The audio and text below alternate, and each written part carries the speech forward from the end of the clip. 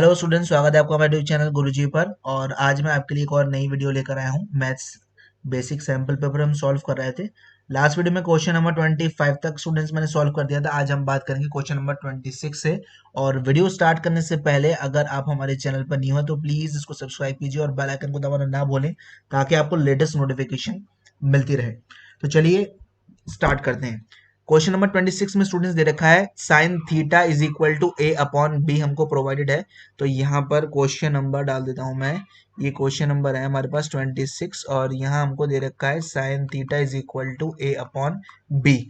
तो अगर हम डायग्राम यहाँ बनाते हैं स्टूडेंट्स, और थीटा मैं ले लेता हूँ इस एंगल को, तो ये परपेंडिकुलर ए हो जाएगा और हाइपोटेन्यूज बी है। इस ट्राइंगल को हम नाम दे देते हैं ए बी सी। ठीक है। अब स्टूडेंट्स देखिए, हमको निकालना क्या है यहाँ पर।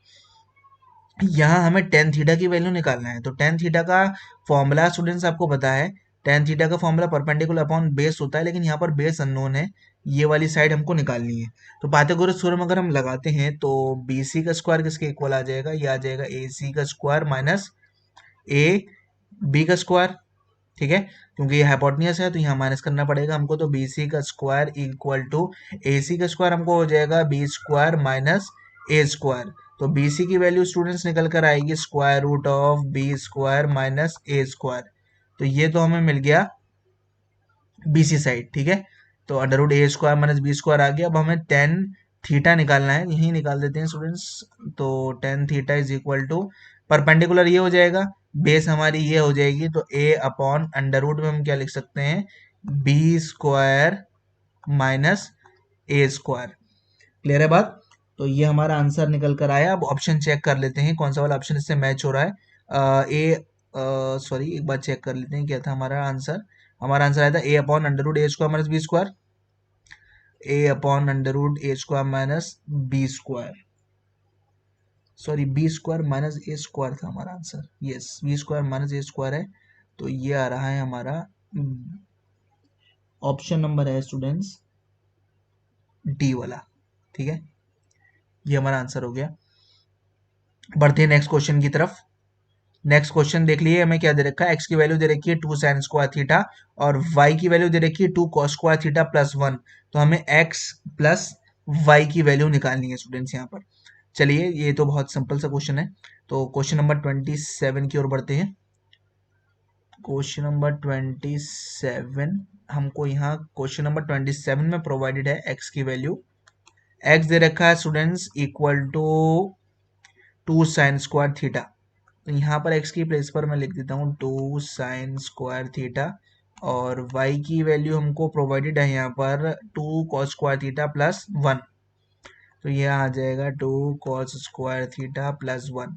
अब हमको x प्लस वाई की क्योंकि वैल्यू निकालना है स्टूडेंट्स, तो x प्लस वाई हो जाएगा two sine square theta plus two और कॉस स्क्वायर थीटा, और साथ में हमको प्लस वन भी प्रोवाइडेड है। ठीक है। अब देखिए स्टूडेंट्स, यहाँ पर अगर हम टू कॉमन ले लेते हैं तो टू कॉमन लेने के बाद हमको मिलेगा sign square theta plus cos square theta, साथ में प्लस वन दे रखा है। तो इस टू इंटू इनकी वैल्यू तो वन होती है, तो टू इंटू वन टू आ गया प्लस वन, ये इक्वल टू आ गया थ्री। क्वेश्चन नंबर 27 में हमें थ्री वैल्यू मिल रही है। अब ये देख लेते हैं कि कौन सा ऑप्शन मैच कर रहा है। 27 में थ्री वैल्यू ए वाला आंसर आ रहा है। ठीक है। तो ये आंसर हो जाएगा हमारा option number A is the solution. Clear है बात। अब बढ़ते हैं क्वेश्चन नंबर 28 की ओर।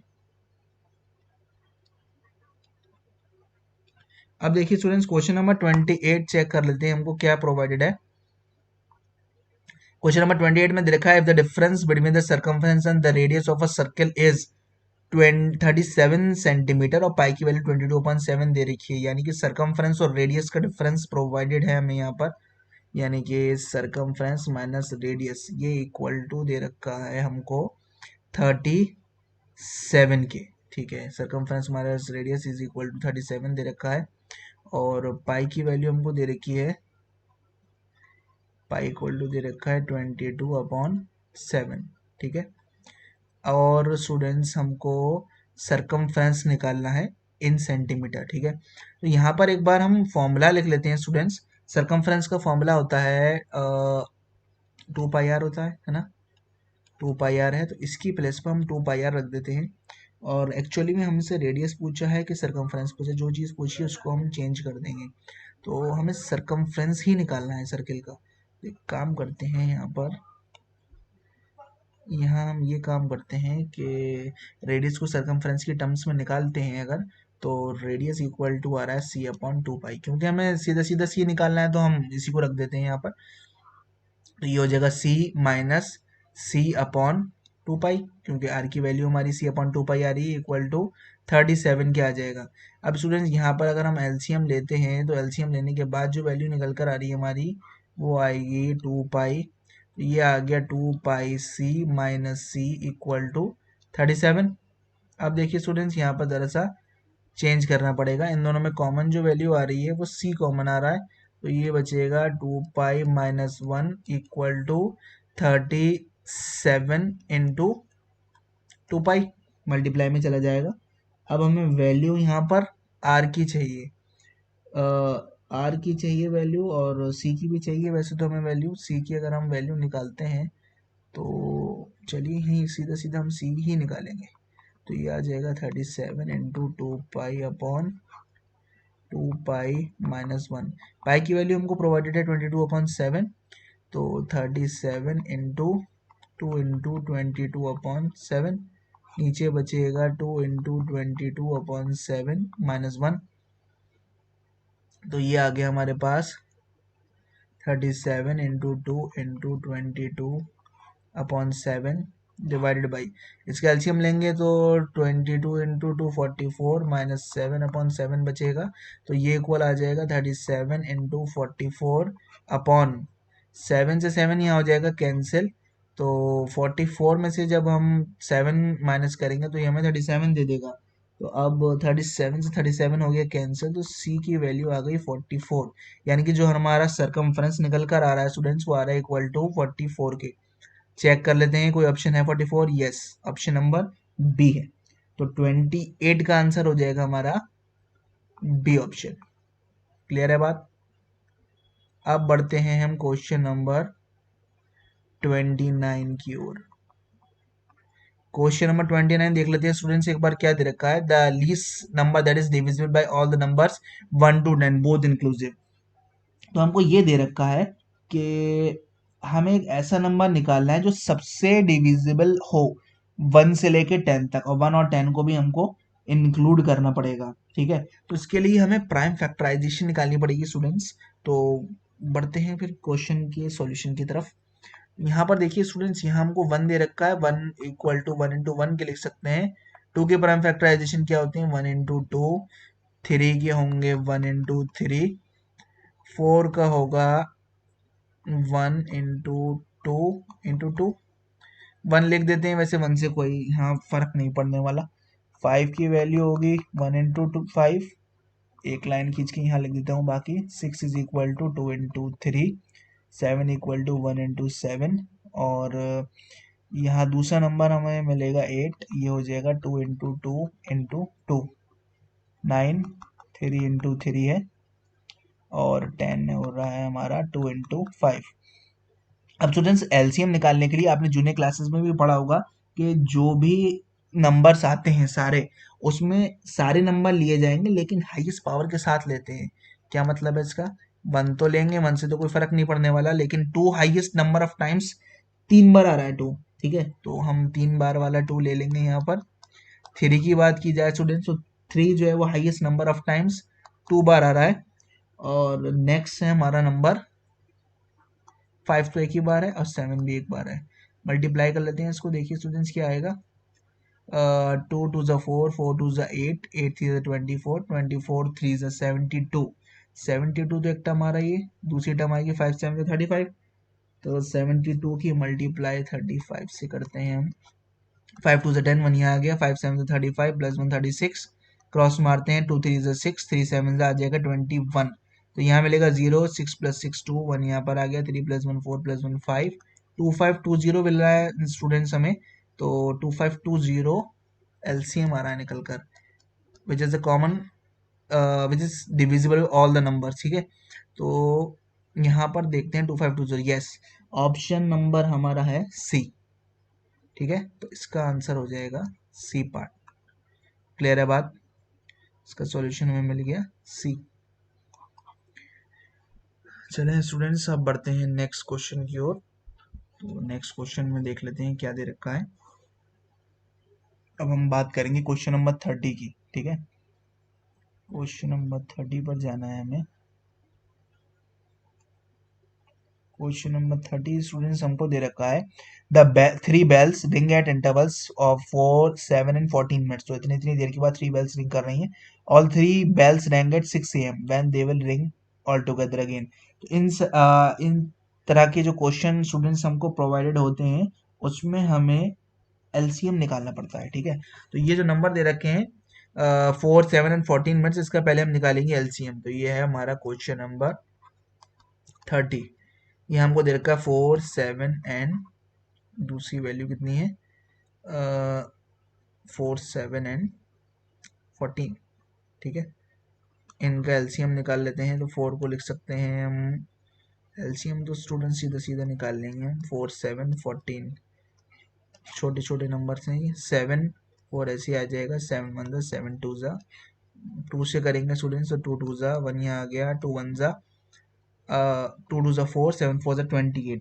यानी कि स्टूडेंट्स इनका जो एलसीएम निकल कर आ रहा है वो आ रहा है इक्वल टू 28। अब 28 जब हमारा एलसीएम निकल कर आ गया स्टूडेंट्स, तो 6 बजे 7 बजे थे वो। ठीक है, तो 28 मिनट्स के बाद अगेन वो फिर बजेंगे, यानी कि जो टाइम होगा जिस पर वो एक साथ रिंग करेंगी बेल्स, वो हो जाएगा 6:28। यहाँ हम लिख देंगे AM। AM इसलिए लगा रहे हैं क्योंकि हम हमारे पास टाइम दे रखा था कि 6 बजे बज रही है वो एक साथ। तो अगली बार जो है वो 6:28 पर एक साथ सारी बेल्स बजेंगी। क्लियर है बात? इस तरह के जो क्वेश्चन होते हैं इसमें हम सीधा सीधा एलसीएम ले लेते हैं। आई होप आपको समझ में आ रहा होगा स्टूडेंट्स। और अब हम बात करते हैं क्वेश्चन नंबर 31 की। क्वेश्चन नंबर 31 देख लेते हैं क्या दे रखा है हमको। क्वेश्चन नंबर 31 जो है हमको दे रखा है students, what is the age of father if the sum of the ages of father and son in years is 65। तो फादर और सन की एज का क्वेश्चन है ये। तो इसमें पहले लीनियर इक्वेशन में टू वेरिएबल्स लगने वाला है, और फादर की एज हम एक्स मान लेते हैं और सन की एज वाई मान लेते हैं। तो उन दोनों की जो एजेस का सम है वो 65 ईयर्स दे रखा है। फादर की एज मान लीजिए एक्स है, सन की एज वाई है। तो फादर प्लस सन की एज जो है 65 ईयर्स आ रहा है निकल कर।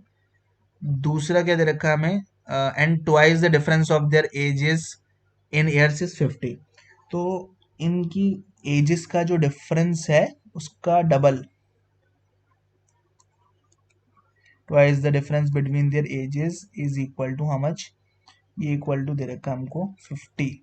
तो ये 2 डिवाइड में ले जाएंगे तो x minus y equal to 50/2 यानी कि 25 आ जाएगा। ये क्वेश्चन नंबर 1 आ गई स्टूडेंट्स, और ये क्वेश्चन नंबर 2 आ गई हमारी।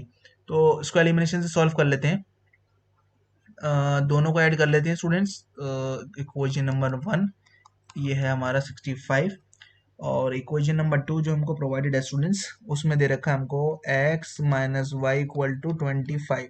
दोनों इक्वेशंस को ऐड करेंगे, x x कैंसिल हो जाएगा, और 2x की वैल्यू जो निकल कर आ रही है वो आ रही है 5 + 5 10, और 90 निकल कर आ रही। तो x is equal to 90/2 that is 45। ठीक है, तो 45 हमने फादर की एज मानी थी, और वो 45 ईयर्स आ रही है, एक्स मानी थी हमने, सॉरी। एक बार चेक कर लेते हैं, हमें निकालना किसकी एज है। फादर की ही एज पूछी गई है हमसे क्वेश्चन में, तो सन की एज की कोई रिक्वायरमेंट ही नहीं है यहाँ पर। फादर की एज 45 है, यस, ऑप्शन नंबर बी है इसका आंसर। क्लियर है बात? अब बढ़ते हैं स्टूडेंट्स क्वेश्चन नंबर 32 की तरफ। क्वेश्चन नंबर 32 में हमको प्रोवाइडेड है what is the value of tan theta into cosec square theta. पहले हम लिख लेते हैं minus sine theta sec theta का होल स्क्वायर। तो tan theta into cosec theta का होल स्क्वायर लिख लेते हैं हम। यहाँ आ जाएगा हमारे पास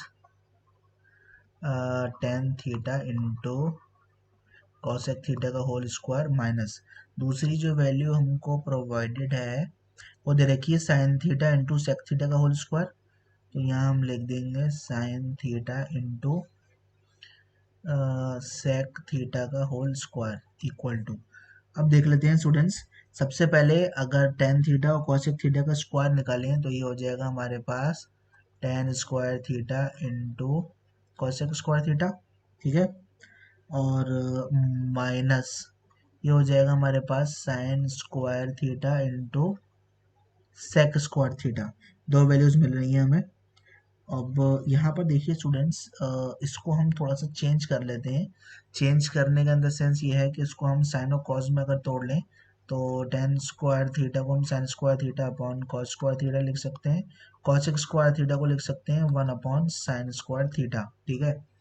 और माइनस माइनस करने के बाद स्टूडेंट्स हम यहाँ पर क्या कर सकते हैं, यहाँ पर हम साइन स्क्वायर थीटा को तो ऐसे ही लिखा रख देते हैं और सेक स्क्वायर थीटा को one upon cos square theta लिख सकते हैं। तो ये आ जाएगा one upon cos square theta, ठीक है बात। अब देखिए स्टूडेंट्स, दोनों में साइन स्क्वायर थीटा आ रहा है कॉमन, ठीक है, और कॉस स्क्वायर थीटा भी है। तो sign square theta upon cos square theta हम ले लेते हैं कॉमन। वैसे तो कैंसिल भी कर सकते थे, हमने कॉमन ले लिया। वन अपॉन यहाँ जो बच रही है वैल्यू स्टूडेंट्स हमारे पास, वो बच रही है one upon sine square theta, one upon sine square theta minus one, ठीक है। अब एलसीएम ले ले अगर हम स्टूडेंट्स, तो ये बचेगा हमारे पास sine square theta upon cos square theta. ये एलसीएम लेने के बाद जो मिल रहा है वो हमें मिल रहा है one minus sign square theta. नीचे हमको क्या मिल रहा है, नीचे साइन स्क्वायर थीटा में मिल रहा है एलसीएम लेने के बाद साइन स्क्वायर थीटा से साइन स्क्वायर थीटा हो गया कैंसिल। अब one minus sign square theta जो वैल्यू है हमारे पास स्टूडेंट्स वो कॉस स्क्वायर थीटा होती है, तो यहाँ मिल जाएगी cos square theta upon cos square theta. Cos square theta से कॉस स्क्वायर थीटा कैंसिल होके वैल्यू मिल गई हमको वन। ये हमारा आंसर है। अब चेक कर लेते हैं कि कौन सा ऑप्शन में हमें वन मिल रहा है। वन, यस, ऑप्शन नंबर है सी। क्लियर है बात, ये आंसर हो जाएगा हमारा ऑप्शन सी। ये रहा हमारा सॉल्यूशन क्वेश्चन नंबर 32 का। बढ़ते हैं क्वेश्चन नंबर 33 की तरफ। क्वेश्चन नंबर 33, क्वेश्चन नंबर 33 में देख लेते हैं स्टूडेंट्स हमको क्या दे रखा है। क्वेश्चन नंबर 33 है हमारा, the perimeters of two similar triangles are 26 centimetre and 39 centimetre, the ratio of their areas will be. दो सिमिलर ट्राइंगल्स हैं और उनके पेरीमीटर्स का रेशियो दे रखा है, ठीक है। क्लियर है बात। और कितना दे रखा है, 26 रेशियो 39 दे रखा है, ठीक है। तो यानी कि स्टूडेंट्स पी वन एक का पेरीमीटर मान लेते हैं, दूसरे का पी टू मान लेते हैं, वो दे रखा है 26 रेशियो 39। हमको निकालना है उनके एरियाज का रेशियो, ठीक है। तो पेरीमीटर्स का रेशियो जब हमको दे रखा है स्टूडेंट्स, तो एक काम हम ये कर सकते हैं यहाँ पर कि थोड़ा सा कटिंग कर लेते हैं इसकी। इसको हम लिख सकते हैं 13 टू ज़ा 26, 13 थ्री ज़ा 39, तो पेरीमीटर्स का रेशियो है 2/3। क्लियर है बात। अब देखिए स्टूडेंट्स, जो एरियाज का रेशियो है, एक थ्योरम है कि एरियाज का अगर हम रेशियो निकालते हैं सिमिलर ट्राइंगल्स के, तो उनके पेरीमीटर्स के रेशियो के स्क्वायर के इक्वल आता है ये निकल कर। क्लियर है बात। तो इनका जो हमको पेरीमीटर का रेशियो मिल रहा है P1/P2, इसका हम स्क्वायर निकालते हैं तो 2 का स्क्वायर अपॉन 3 का स्क्वायर, ये हो जाएगा 4/9, यानी कि 4:9। 4:9 हमको दे रखा है, यस, ये ऑप्शन नंबर डी है।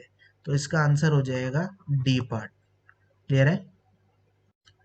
बढ़ते हैं नेक्स्ट क्वेश्चन की तरफ। नेक्स्ट क्वेश्चन में स्टूडेंट्स हमको दे रखा है कि 20 व्हीकल्स हैं, कार्स और मोटरसाइकिल्स हैं पार्किंग एरिया में, ठीक है। तो कार्स का नंबर मान लेते हैं यहाँ पर हम एक्स। क्वेश्चन नंबर 34 में, क्वेश्चन 34 में कार का नंबर हम मान लेते हैं एक्स, ये हो जाएंगी कार्स। और मोटरसाइकिल को हम मान लेते हैं, मोटरसाइकिल्स को हम मान लेते हैं वाई, ठीक है। यहाँ दे रखा है कि टोटल हमारे पास 20 व्हीकल्स हैं, तो x plus y equal to 20 हो जाएगा। अब आगे देखिए स्टूडेंट्स, हमको क्या दे रखा है कि 56 व्हील्स हैं टोटल। 56 व्हील्स का मतलब ये है कि कार्स में होते हैं 4 व्हील्स, तो यहाँ हम लिख सकते हैं 4 इंटू एक्स, क्योंकि एक्स कार्स हैं। और मोटरसाइकिल्स में 2 व्हील्स होते हैं, तो 4x plus 2y equal to 56 के लिख देंगे। यहाँ कॉमन ले लेते हैं स्टूडेंट्स, 2 कॉमन लेने पर आएगा ये 2x plus y equal to 2 से डिवाइड होकर यहाँ पर आ जाएगा 28। ये इक्वेशन नंबर 1 हो गई, ये इक्वेशन नंबर 2 हो जाएगी। ठीक है, अब यहाँ पर हम क्या कर सकते हैं स्टूडेंट्स, वन में से 2 करने से बेहतर है 2 में से 1 कर लेते हैं, equation subtract x plus y equal to 20 आ रहा है। यहाँ पर माइनस, ये माइनस और ये माइनस हो जाएगा, तो y से y तो कैंसिल हो गया, 2x में से x जाएगा, x बचेगा, ये इक्वल टू 8 के आ जाएगा। तो 8 जो है वो हमारे पास नंबर ऑफ कार्स हैं। ठीक है, नंबर ऑफ कार्स जब 8 मिल गई हैं, ये देख लेते हैं कि क्वेश्चन का ऑप्शन है 8। यस, ये है ए वाला। ठीक है, तो ए वाला पार्ट हो जाएगा हमारा आंसर। और let's to switch to next question. दूसरे क्वेश्चन में स्विच करते हैं स्टूडेंट्स, देखते हैं क्या है क्वेश्चन। 35 तक ही करूंगा मैं इस वीडियो में, क्योंकि बहुत ज़्यादा लंबी ना हो वीडियो, इसलिए नेक्स्ट वीडियो में मैं आपको फर्दर क्वेश्चंस इसके प्रोवाइड करूंगा। स्टूडेंट्स देखिए, क्वेश्चन नंबर 35 में दे रखा है a man goes 15 metre due west and then 8 metre due north. तो पहले वेस्ट में गया है पर्सन, फिर नॉर्थ में गया है, तो स्टार्टिंग पॉइंट से कितना दूर है अपना। ठीक है, तो एक बार देख लेते हैं इसमें क्या दे रखा है। ये है हमारा क्वेश्चन, क्वेश्चन नंबर है 35। पर्सन गया है पहला वेस्ट 15 मीटर। ठीक है, तो देख लेते हैं, ये क्वेश्चन नंबर है 35। पर्सन वेस्ट में गया है, यानी कि यहाँ से अगर ओरिजिन लिया है वेस्ट में, यहाँ तक पहुँचेगा, फिर उसके बाद गया है नॉर्थ की तरफ, इस तरीके से दोनों के बीच में 90 डिग्री का एंगल होगा।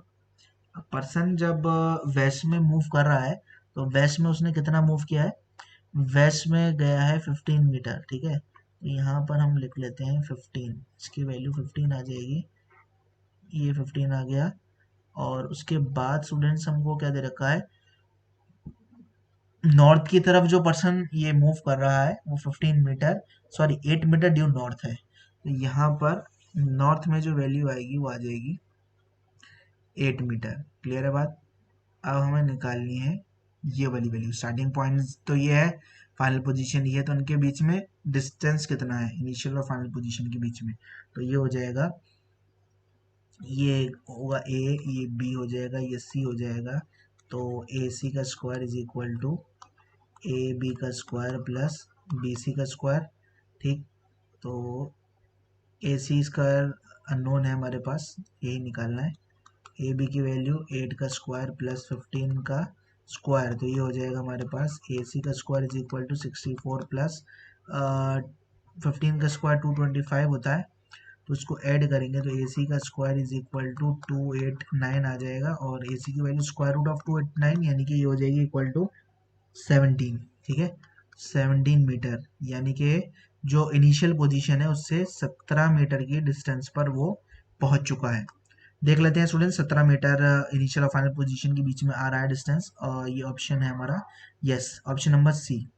क्लियर है बात, आंसर है हमारा option C is the answer. Clear है बात। तो वीडियो ज़्यादा ना लंबी हो, उसको अवॉइड करने के लिए मैं इसी क्वेश्चन तक रखता हूँ। और स्टूडेंट्स, अगर वीडियो आपको हमारी पसंद आती हो तो प्लीज़ इसको लाइक कीजिए और चैनल को सब्सक्राइब करना ना भूलें। इस वीडियो को अपने फ्रेंड्स में ज़्यादा से ज़्यादा शेयर कीजिए और हमें ग्रो करने में मदद कीजिए। Till then take care, thank you.